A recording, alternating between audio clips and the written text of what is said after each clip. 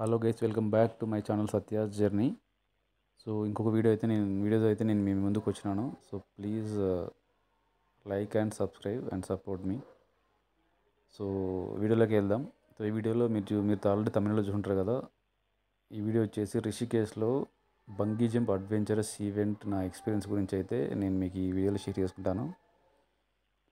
So ఇది వచ్చేసి మనకి రిషికేశ్లో ఈవెంట్ అనేది మనకు అవైలబుల్లో ఉంది. సో మన ఇండియాలో వచ్చేసి ఇది number 1 bungee jump events handling company. ఇదైతే మనకి వీళ్ళు గోవాలో కూడా స్టార్ట్ చేసినారు. గోవాలో కూడా మనకి ఇది అవైలబుల్లో ఉంది. ఎవరైతే రిషికేశ్ అనేది మనకి తెలుసు కదా, ఉత్తరాఖండ్ నార్త్లో ఉంటుంది. అక్కడికి వెళ్ళలేను అనుకునే వాళ్ళైతే మాత్రం గోవాలో దీన్ని అయితే ఎక్స్పీరియన్స్ చేయొచ్చు. బట్ ఓన్లీ థింగ్ ఏంటంటే ఇది వచ్చేసి ఇక్కడ కరెంట్ రిషికేశ్లో మనకి వచ్చేసి హైట్ 90 మీటర్స్. సో బట్ ఇది గోవాలో నాకు తెలిసి ఇది 80 మీటర్స్ ఏమో ఉన్నట్టుంది. అదొకటే డిఫరెన్స్, మిగతా అంతా సేమ్ ఉంటుంది. ఇక్కడ చూస్తున్నారు కదా మీరు. నా రిషికేశ్ జర్నీలో నేను వచ్చేసి యాక్చువల్గా నా ప్లాన్ నేను చార్ధామ్ యాత్ర అయితే చేసుకున్నాను. యమునోత్రి, గంగోత్రి, కేదార్నాథ్, బద్రీనాథ్. సో అవి వెళ్ళాలంటే మనకి వచ్చేసి మనం త్రూ రిషికేశ్ నుంచి వెళ్ళాలి. సో నేను రీసెర్చ్ చేస్తున్నప్పుడు రిషికేశ్లో ఏమన్నా ఈవెంట్స్ అవైలబుల్ ఉన్నాయని చూసినప్పుడు సో నాకైతే ఈ ఫేమస్ బంగీ జంప్ అని అయితే ఈవెంట్ అక్కడ చేస్తున్నారని చెప్పేసి అయితే తెలిసింది. సో ఇంకా నేను నా రీసెర్చ్ కొంచెం చేసి అది ఎంత ప్రైస్ ఉంది, ఎట్లా చేస్తారు ఏందని మొత్తం తెలుసుకుని అయితే ఫైనల్గా అయితే చేయడానికి అయితే రెడీ అయిపోయి వెళ్ళిపోయాను. సో ఇంకొకటి రిషికేశ్ మిస్ కదా. రిషికేశ్ అనేది మనకి ఇండియాలో బెస్ట్ యోగా సెంటర్లు అన్నీ మనకి రిషికేశ్లో ఉంటాయి. గంగా నది అక్కడ నుంచి ఫ్లో అవుతూ ఉంటుంది. సో చూస్తున్నారు కదా మీరు. ఇక్కడికైతే నేను ఫైనల్గా ఈవెంట్ చేద్దామని చెప్పేసి వచ్చాను. సో నా టైం రాకముందు అయితే నాకంటే ముందు కొందరు చేసినారు. ఇక్కడ మీరు చూస్తున్నారు కదా. నేనైతే ఇంకా వచ్చే ముందు ఊపుగా చేద్దాం అది ఇది అని చెప్పేసి అయితే కాన్ఫిడెంట్గా చేద్దాం, నో ఇష్యూస్ అని చెప్పేసి వచ్చినా నేను. ఒకసారి సెటప్ చేసుకొని వచ్చి పాయింట్లో నిలబడ్డ తర్వాత ఒకసారి కిందికి చూసిన తర్వాత సినిమా అర్థమైంది నాకు. సో మీరు చూస్తున్నారు కదా, నేను నిలబడ్డ ప్లేస్ ఏదైతే ఉందో అక్కడి నుంచి ఒకసారి కిందికి చూస్తే ఇంకా అదిరిపోయింది నాకైతే.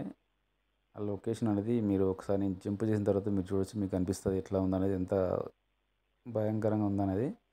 సో ఇంకా నాకైతే వాళ్ళు కొంచెం బూస్టింగ్ ఇవ్వడానికైతే నన్ను మళ్ళీ వెనకైతే తీసుకెళ్ళినారు వాళ్ళు. చూస్తున్నారు కదా మీరు. ఫస్ట్ టైం నేను ఒక ఈవెంట్కి ఇంతసేపు ఆలోచించడం, ఎందుకంటే అక్కడ లొకేషన్ చూస్తే అట్లుంది. మరి చూస్తున్నారు కదా మీకు అయితే వీడియోలో సెటప్ అంతా కనిపిస్తూ ఉంది కదా. ఇదంతా ఒక మౌంటైన్లో వాళ్ళు చేసిన సెటప్. ఇది ఆల్మోస్ట్ 90 మీటర్స్ ఉంటుంది మనకు జంపింగ్ హైట్. సో వాళ్ళు మళ్ళీ నన్ను కూర్చోబెట్టి అయితే నాకైతే బూస్టింగ్ అయితే చేస్తూ ఉన్నారు. ఏం చేయాలి, ఎట్లా చేయాలి, ఇంకొకటి జంప్ చేసే ముందు స్టేట్ అయితే చూడాలి అంతే, కిందికి అయితే చూడొద్దు అని చెప్పేసి అవన్నీ చేసినారు. కాకపోతే నాకున్న ఉత్సాహంతో అయితే నేను కిందికి చూసినా నాకు ఇంకా గట్టిగా అయిపోయింది. సో ఇంకా నేనైతే చేయలేకపోయినా ఫస్ట్ అటెంప్ట్లో. నన్ను తీసుకొచ్చి అక్కడ కూర్చోబెట్టి మళ్ళీ వాళ్ళు కొంచెం బూస్టింగ్ అయితే ఇచ్చినారు. సో ఈ ఈవెంట్కి వచ్చేసి పర్ హెడ్ నేను చేసినప్పుడు అయితే కాస్ట్ వచ్చేసి 3500 రిషికేశ్లో.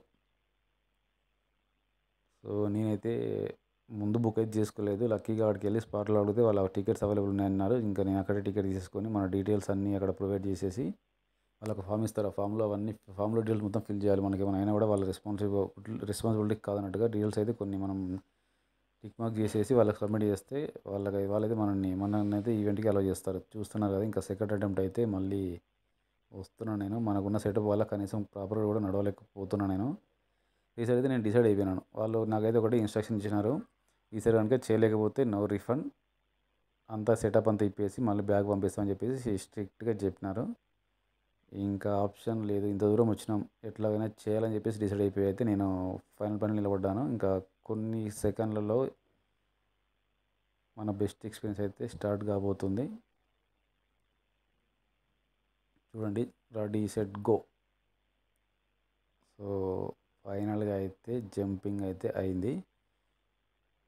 సో జంప్ అయిన తర్వాత ఇట్లా 3-4 టైమ్స్ అయితే పైకి కిందికి మనం ఎక్స్పీరియన్స్ అయితే ఉంటుంది.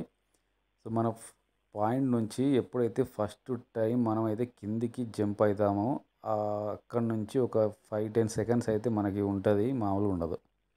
గుండె మాత్రం అదిరిపోతుంది. ఎందుకంటే మనం ఇట్లా రాకెట్ జెట్ స్పీడ్ లాగా కిందికి అయితే వస్తాం. ఎందుకంటే మనం 65 కేఎస్ మనం కిందికి ఫాలో అవుతున్నామంటే ఒకసారి ఊహించుకోండి ఎట్లా ఉంటుందో.